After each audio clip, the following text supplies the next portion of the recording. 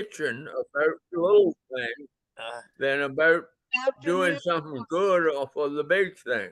I don't want my record of starting on time. We got to pitter patter here. Well, we'll see you guys later. I got Today, who mute. Vern Danielson, where are you? Hey, nice to have you with us today. Thanks for being here. Welcome, everyone, to this chilly Wednesday. I hope your plants survived last night. My husband insisted that I put some black plastic over some herbs that I bought last weekend because he said that's $160 worth of plants. You need to get those covered. And I did. All right. Not those kind. First up, we're going to have our call for introspection and Pledge of Allegiance with Dave Spangler.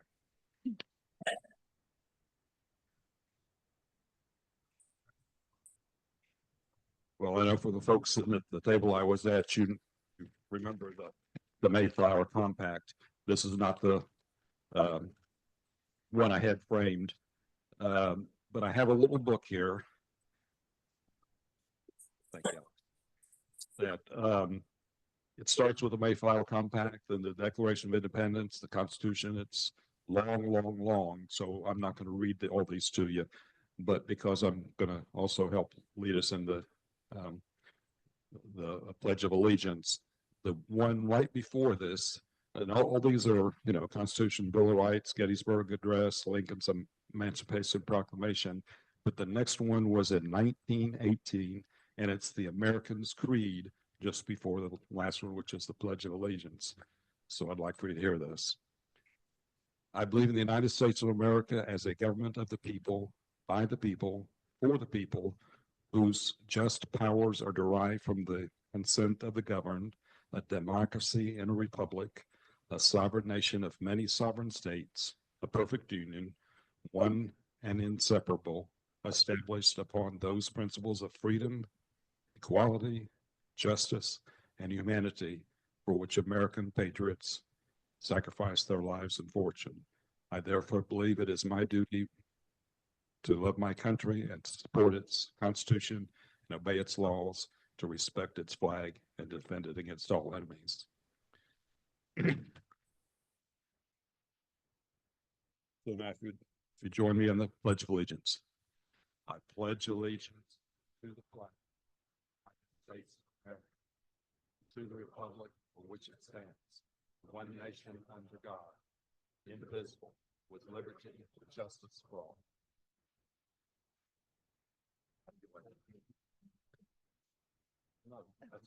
Thanks very much, Dave. Next up, we've got Ashton King, who's going to be doing the introduction of guests. Good afternoon, everyone. My name is Ashton King, and I am with the Local Office on Aging, where I am the Vice President and Chief Financial Officer. We are fortunate to be corporate members, and we deeply appreciate the partnership that we have with Kiwanis, both financially and with the volunteers that you guys provide. Don and Ken Briggs actually approached myself and Ron Boyd, our CEO, about a corporate membership when it was first getting launched, and we were very excited to be corporate members here. So we really appreciate the partnership, and it's something that I have come to look forward to each Wednesday coming to Kiwanis Club. And as the president said, I will be introducing the guests today. So we have Jeff Kraft and Marissa Yee, both guests of Lois James. If you don't mind, please stand with your Kiwanis host, Marissa and Jeff. Okay. And then the last one is Barbara Dirk, a guest of Gary Dirk.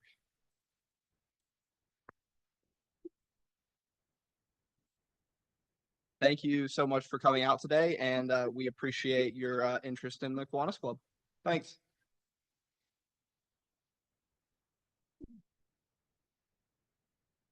Thanks, Ashton. Great job. And thank you, guys. So Ashton told me that that's a basketball injury. I don't think he was participating in March Madness, but sounds like he had a little bit too much fun recreationally. All right, next up, and I don't mean that the way you think I do, Steve McGraw. Next up, we have our Kiwanis pancake report. We've got Joyce and Lois. Come on up.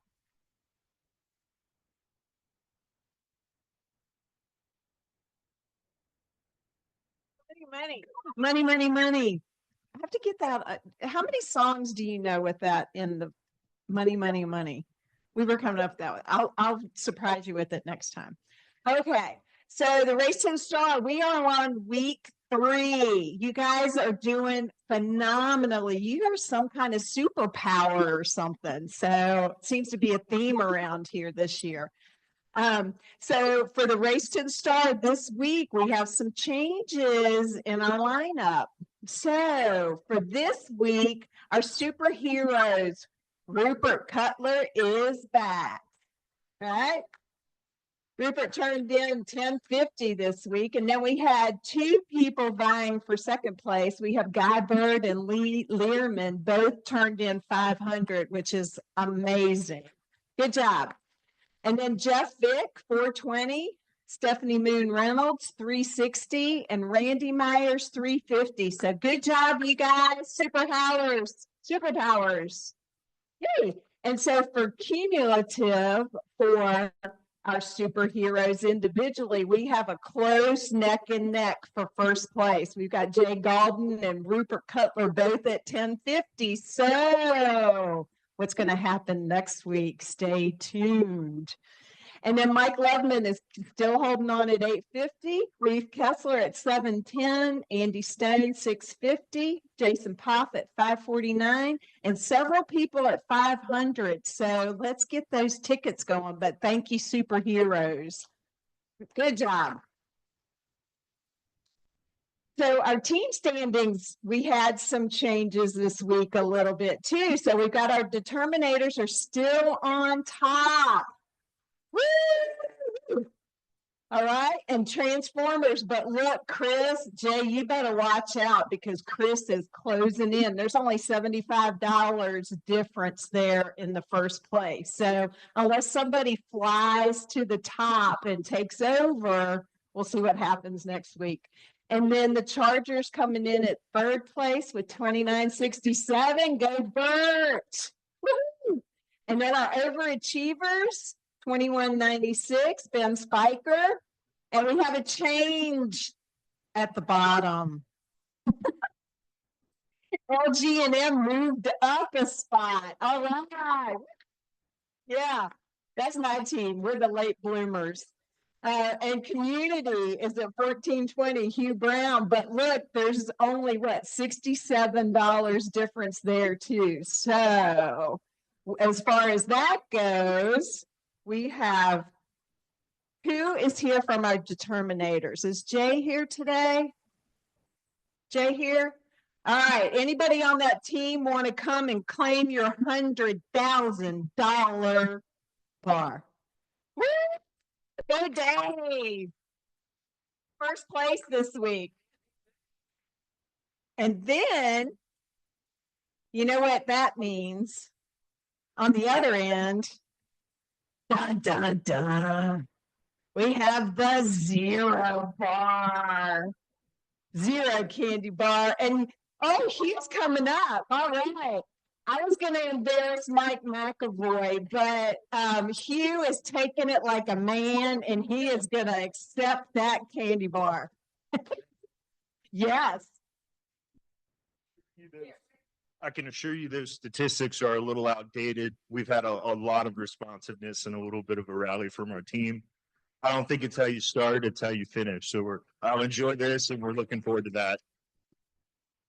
Oh, that sounds like a challenge to me, which I'm all about. So, Hugh, way to go. And please do remember all the money that's turned in today and tomorrow will be on next week's numbers. So anything that was turned in from last week is showing right now. So whatever was turned in today will be next week. All right, it looks good. You're keeping Joyce busy out in the front collecting all that money.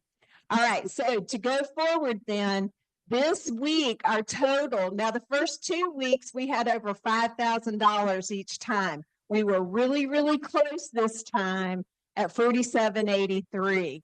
So we want to keep that going. Don't let the momentum down. We've got to keep that going to reach our goal and get to the star that Joyce is holding. Okay.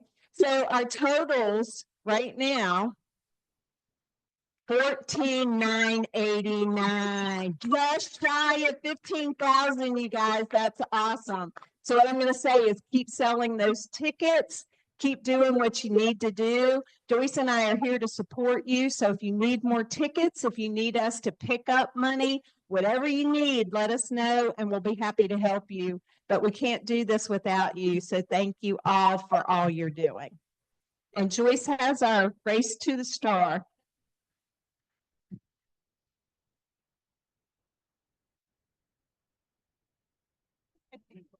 All right. Thanks, you guys.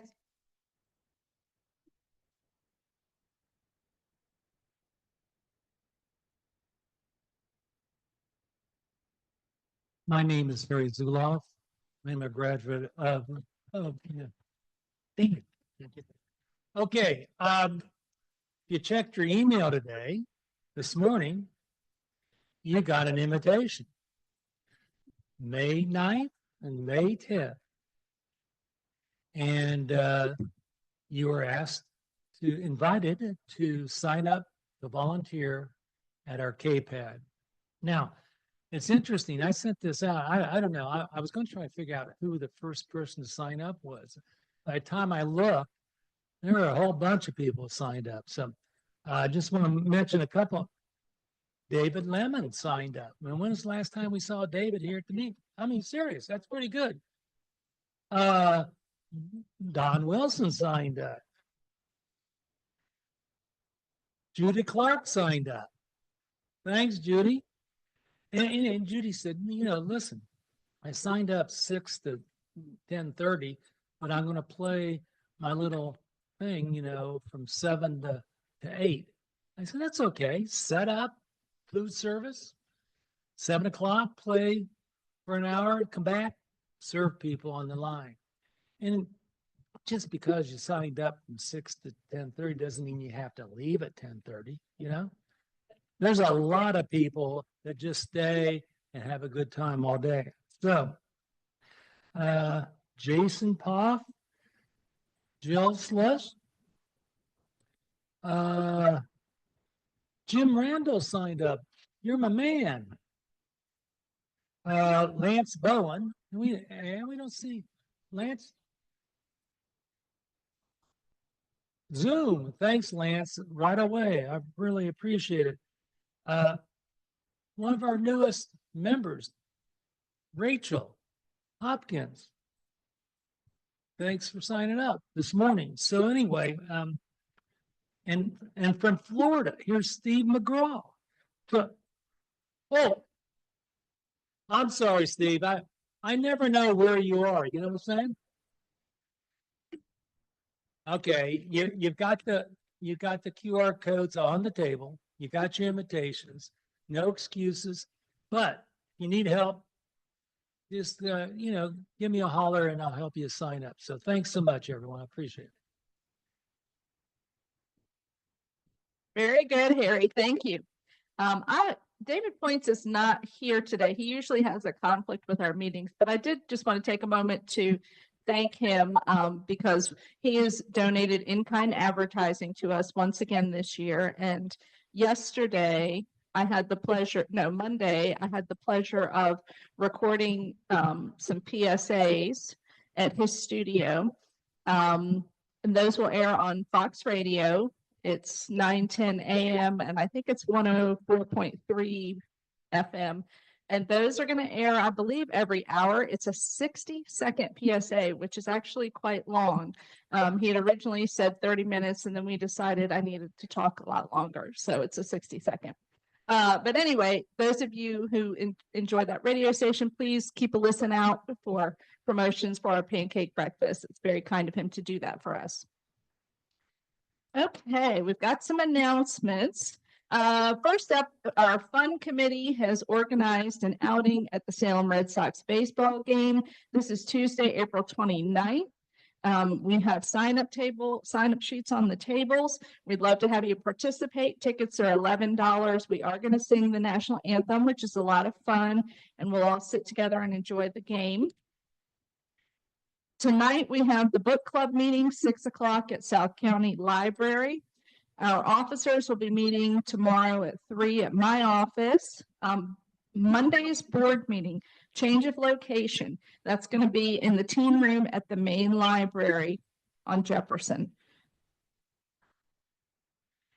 Our Fun Day Committee has a Zoom meeting on this Friday, April 11th at 8 o'clock in the morning.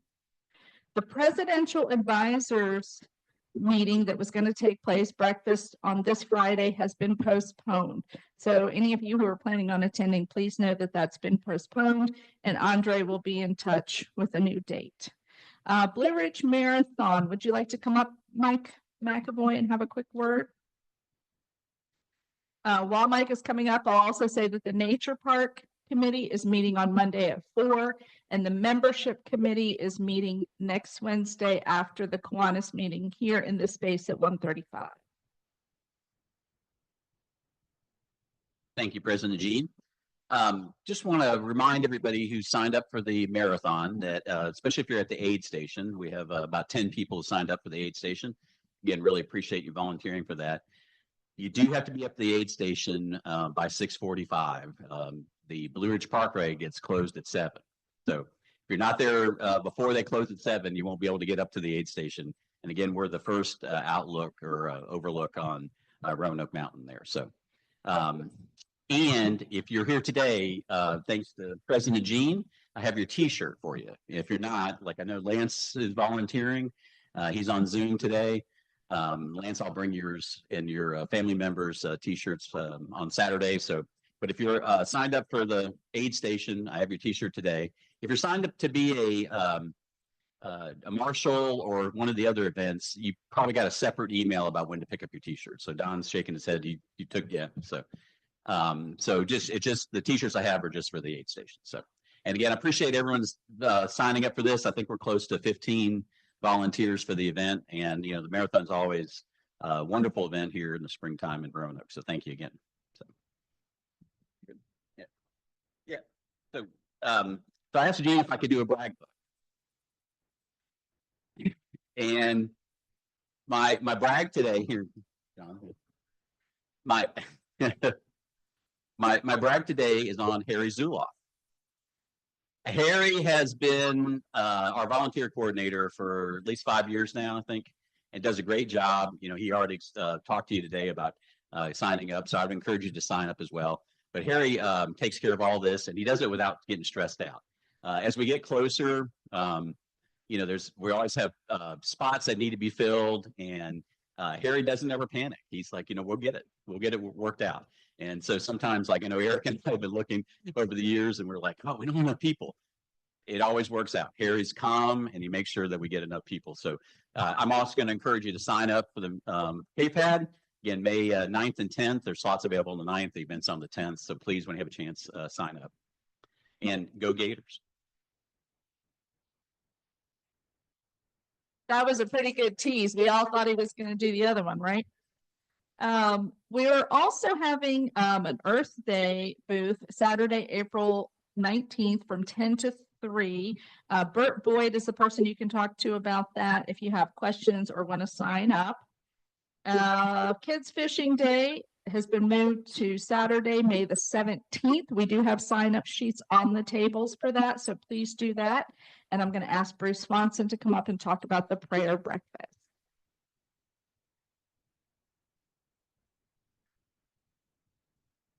Good afternoon, everyone. So I have several things. I'm going to do a brag buck too because two trips up here takes too much time. But thank you, John.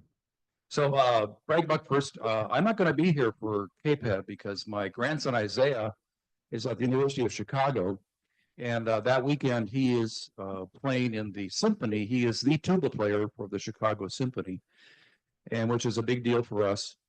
Thank you. Musical talent came from someplace else than me, but that's fine. But one thing he's doing, he's very actively engaged in college, but he's also a great athlete. He ran track for Cave Spring. So he's training for a marathon in October. And it reminded me of what you need to do, which is to get up every morning. So I'm going to challenge you to start getting up every morning, just like you are going to do for the weekend event at Blue Ridge Marathon, because the National Prayer Breakfast requires you to be there at 6:45 a.m. on May 1st. And Ken and I will be at the table outside waiting for you to come in and get your tickets. John is willing to let them be billed against your account. And if you're not at the prayer breakfast, we're putting you on our prayer list because we know there's probably a high need. So thank you for that.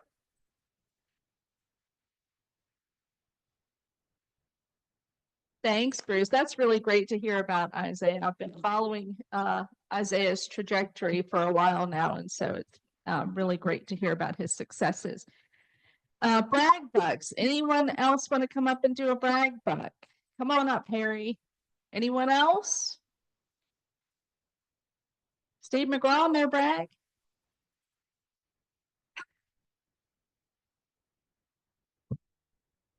I do want to acknowledge the championship Florida Gators.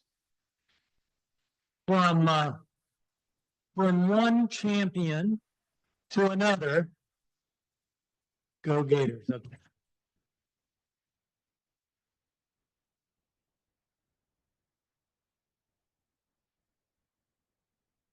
Hi, I'm Bert Boyd. I just want to let members know that the environmental committee still needs participants. So if you are new to the club and don't have a committee that you are on, we'd enjoy to have you working with us. Jefferson Street cleanup, Lick Run cleanup, Mill Mountain Star. We're going to be participating in, as been said, the Earth Day at Grandin on the 19th, and also Fun Day will be participating. So let me know if you want to join us. Courtney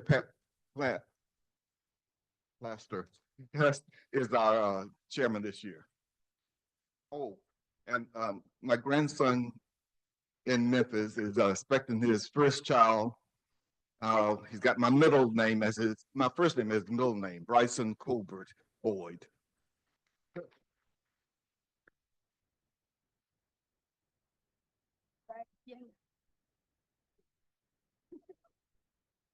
Hi, everybody. Lois James, real quick brag. I was going to do this when he wasn't here, but I'm doing it with him being here.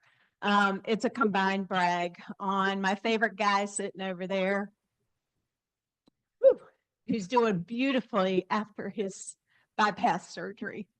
And I want to thank all of you guys for all the phone calls, texts, food, things that you gave us. And I wanted to share that I've been with Jeff for about 16 years, and I've seen him cry 3 times. Okay.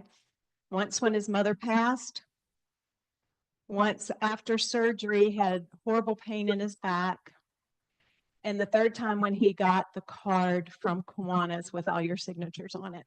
So that was very special to both of us. So thank you very much.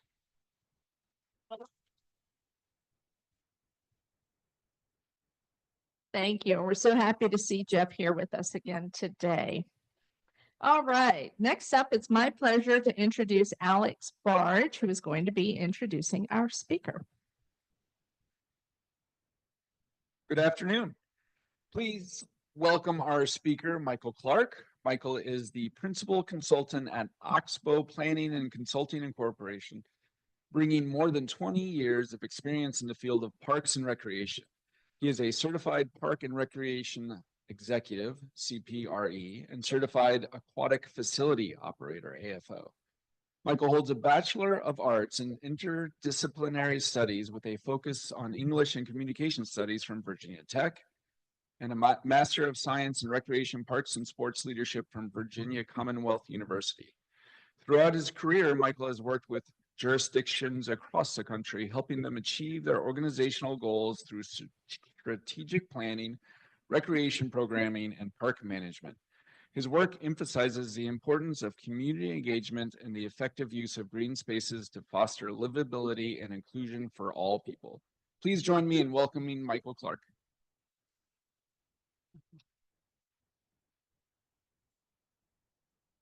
Good afternoon. Thank you all for having me. Pleasure to speak to you all today. I was trying to think of the last time that I spoke to Kiwanis, and it was several many years ago. You all were still meeting at the Patrick Henry. So it's been a while, but thank you all very much for having me. What I'm going to talk to you about today is a project that has been in the works for several years by a handful of different folks, but nobody really had the time or wherewithal to really dive in and create it. And it's called the Virginia Mountains Outdoor Collective. And what we are aiming to do is advocate, connect, and grow our outdoor economy here in Western and Southwestern Virginia.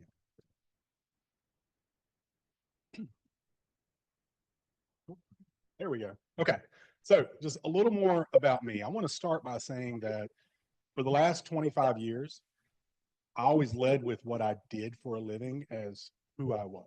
People say, you know, introduce yourself. I'm Michael Clark, I'm Director of Parks and Recreation. I do blah, blah, blah, blah, blah. So it wasn't until I left Parks and Recreation, one of the reasons that I did leave the city was to be more present with my family. And I found that over the course of time, I was becoming a worse husband, a worse father, and really needed to improve upon that. So whenever I introduce myself now, I say I am Laura Leonard's husband, and I am Olivia, Mary, Alex, and now Magnolia's father. So my 4 kids, they're pictured there. My wife is there with me. That's a picture of us from Floyd Fest a couple years ago. Up at the very top is Mary. She's 14. She's a freshman at PH. Right below her is Magnolia. She was born January 1st of this year. The first baby at Lewis Gale for the new year. We didn't get anything for that. I was hopeful that we'd get something, maybe like, you know, half off or, yeah, college tuition, something. No. And below that is my son, Alex. He is a 7th grader at Woodrow. And then right beside him is my daughter, Olivia. She's a junior at PH. So that aside, I am a father, husband, and an outdoor enthusiast. I grew up just right up the road in Rockbridge County. Really took the outdoors for granted. Looked at it as wallpaper, really. You know, I took it for granted. I got accustomed to seeing it every day. I grew up in the more traditional pursuits of outdoor recreation. So hunting, fishing, that type of thing. Mountain biking really wasn't an opportunity for me growing up. And I didn't find mountain biking until I was in my early 20s. But now I do that quite a bit.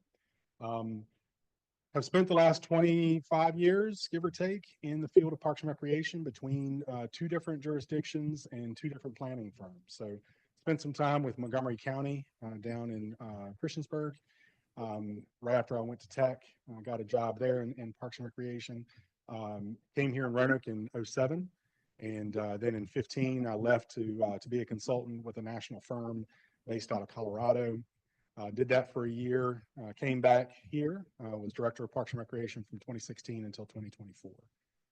And then last year started my own firm, Oxbow, which Oxbow is named for the dramatic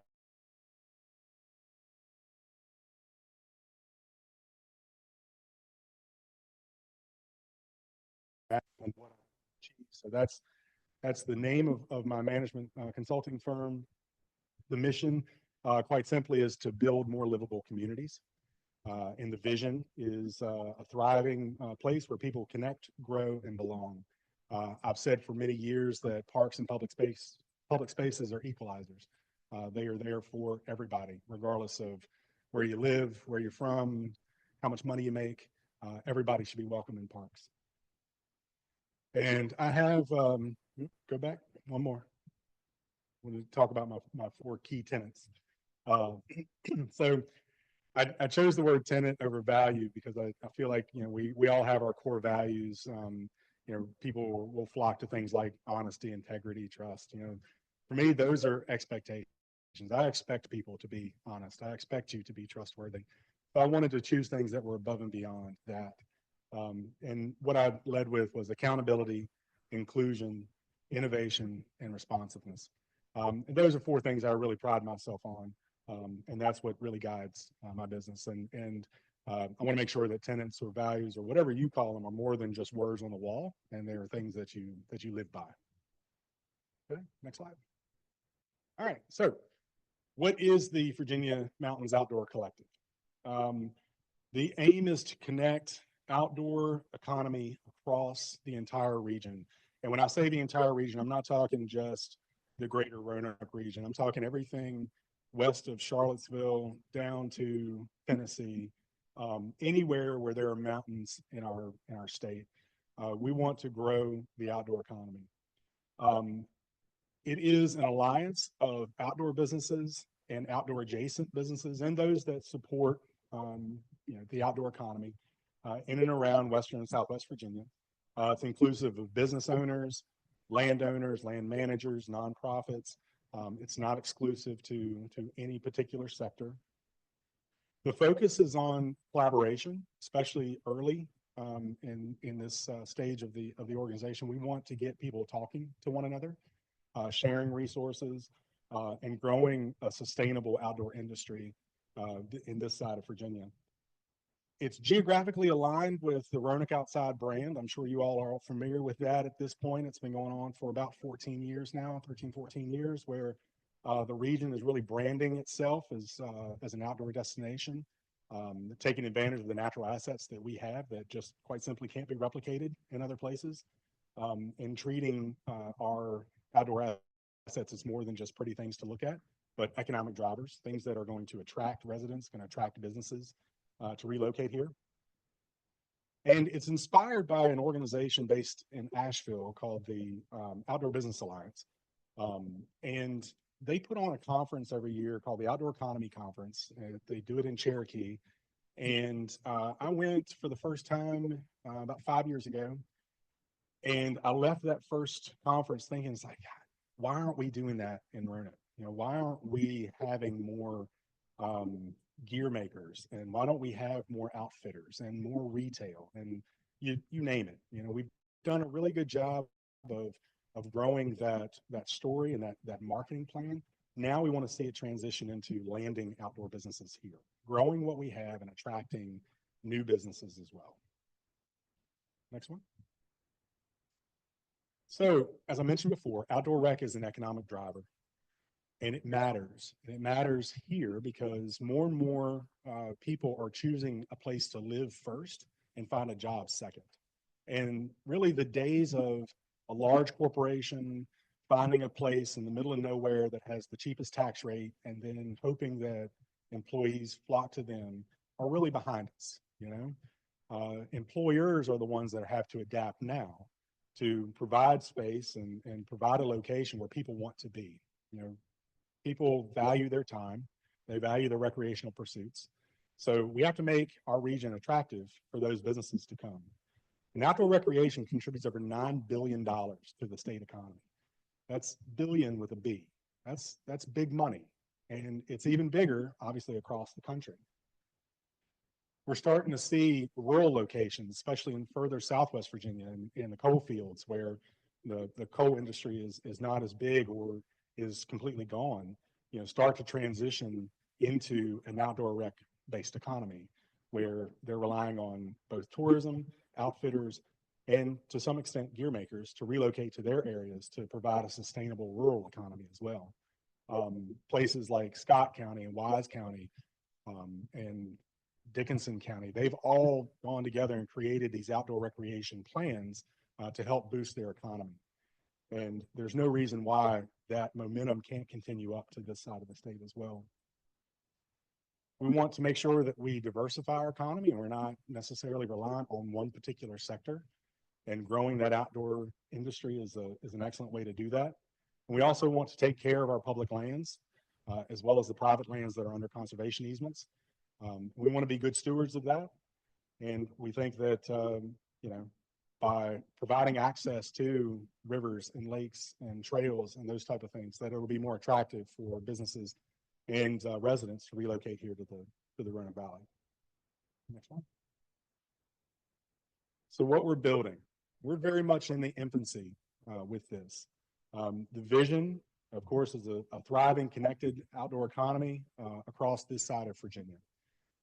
And that's part of why we named it what we did, the Virginia Mountains, rather than Roanoke or Blue Ridge, because one, we didn't want it to be just Roanoke centered. We want to be inclusive of this entire side of the state. And a lot of people use Blue Ridge in their names. And Blue Ridge stretches not just in Virginia, but down into North Carolina as well. So we wanted something that was specific to this part of Virginia. So that's why we landed on that name. Our goals in this very first year is to establish our organizational identity and just our general governance.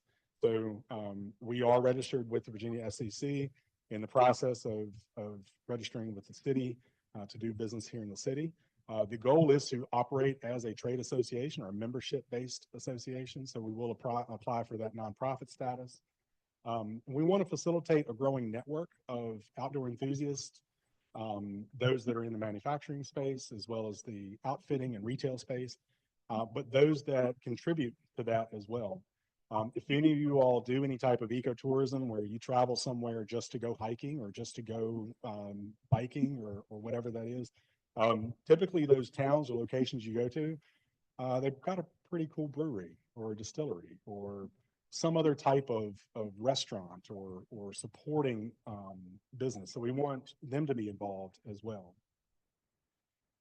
We want to make sure that those that are in similar spaces are talking to one another and that people aren't operating in a silo, so that you can share resources and share things, equipment for that matter. If you're in a manufacturing space and you're just not in a position or have the capital to buy a certain piece of equipment, we want to make sure that you have access to others that may have that and are willing to share that resource with you.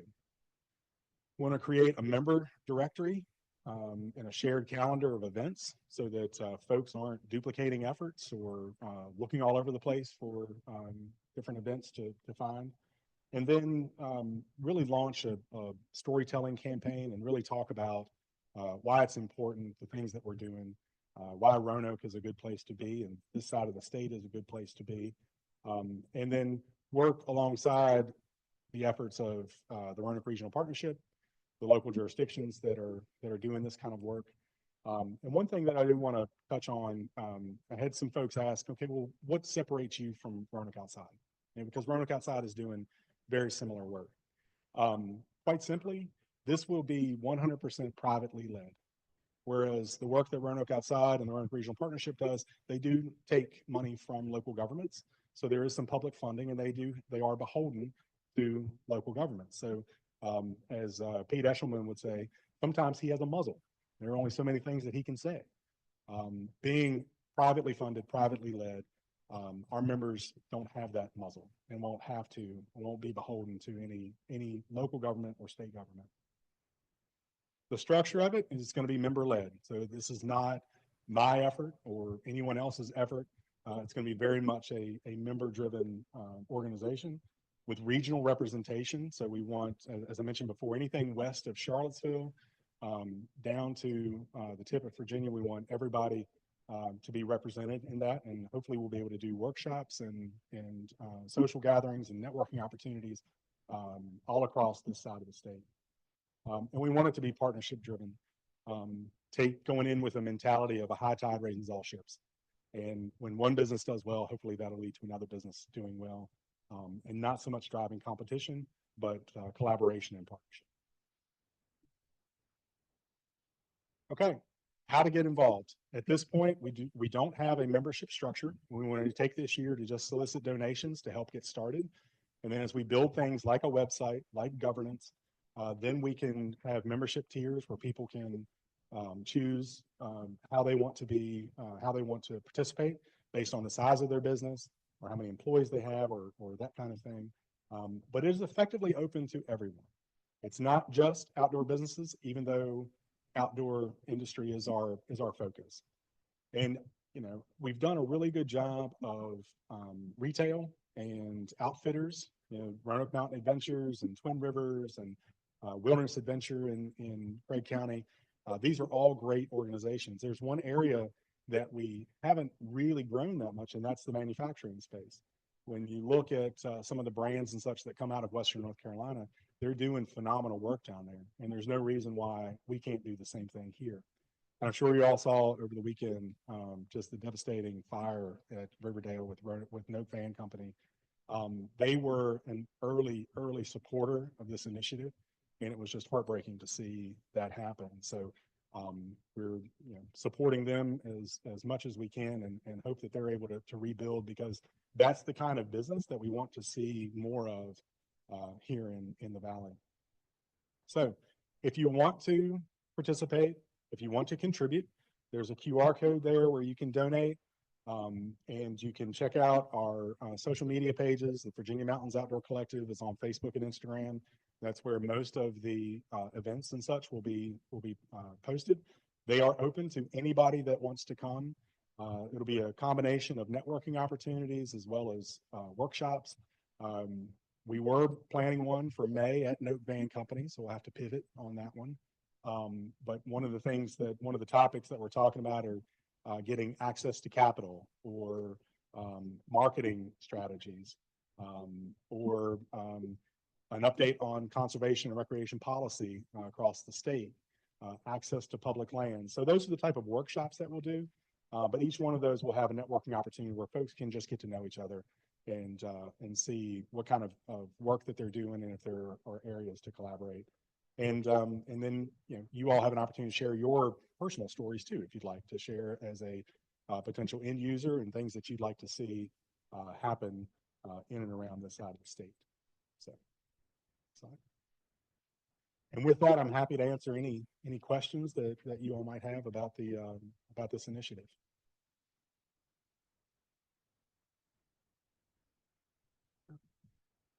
Yes.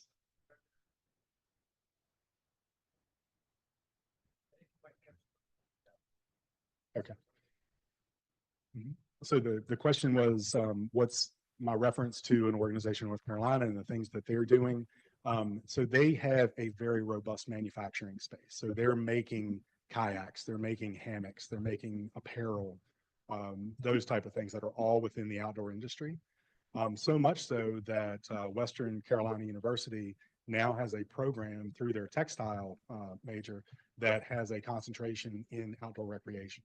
So you can study that and move on into being a gear maker of your own. So leveraging that type of partnership up here would be phenomenal.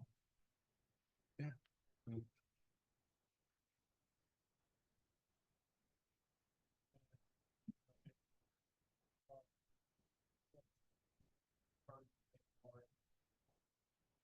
you. Thank you very much. I appreciate that. Thank you. Yes.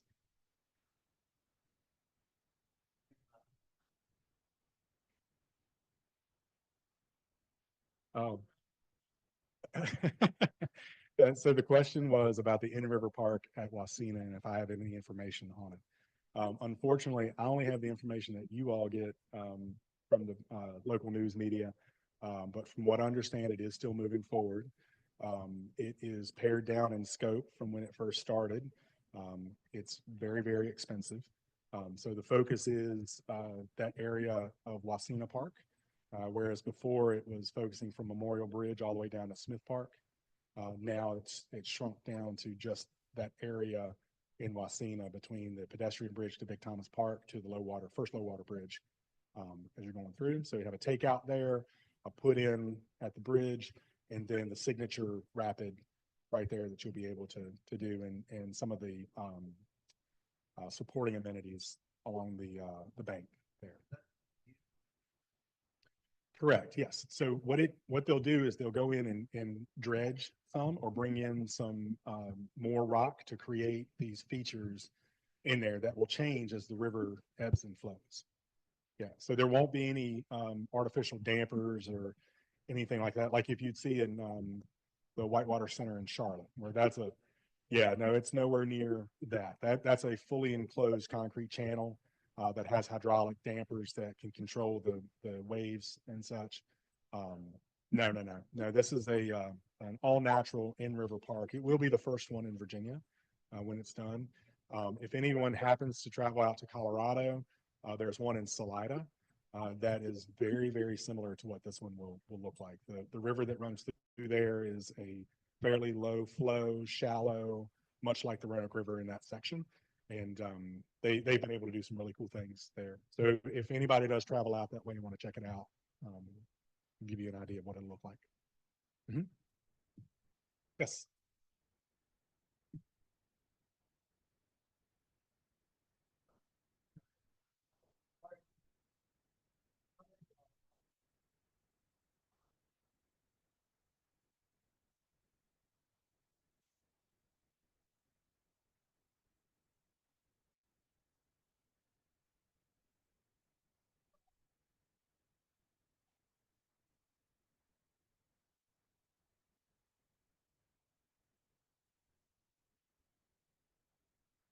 In terms of natural assets, or in terms of, or is there?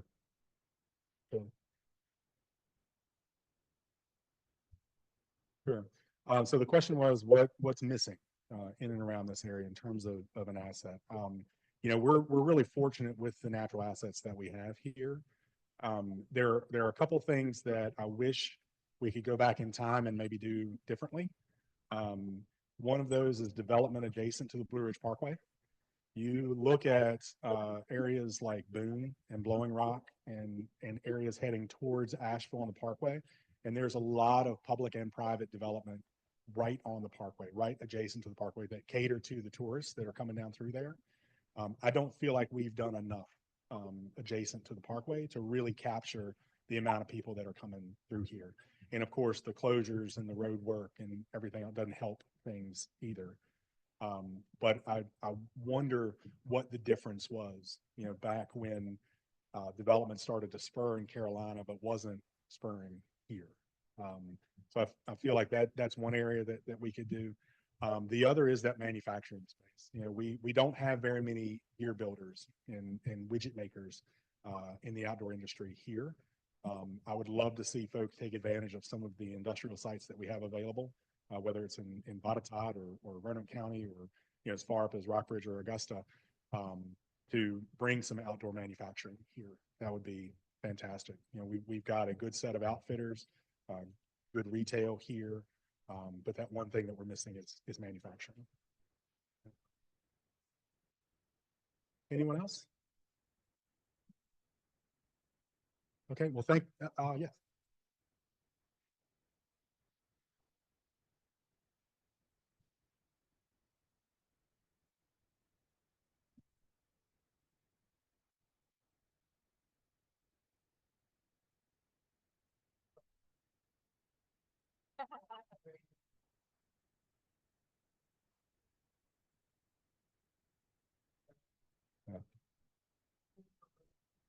Thank you. You're welcome. And I would be remiss not to thank you all for the work that you all do in our community as well, from way back when with the mile markers on Lick Run Greenway, all the way up to the playground at Horton Park right there beside the Melrose Library. The amount that you all invest back in our community is phenomenal, and we wouldn't have near the nice things that we do without your support. So thank you all for all you do as well. Thank you. So we do have a small honorarium, and it's going to go to the Roanoke Parks Foundation. All right. Thanks so much, Michael. That was outstanding. And thanks for all the engagement and questions, everyone. So I do have one correction. The Fun Day committee meeting is actually on the 18th, not this week. It's the following week. So please make a note for yourselves. That's a Zoom meeting. And with that, we are adjourned for the day. So enjoy the rest of your day.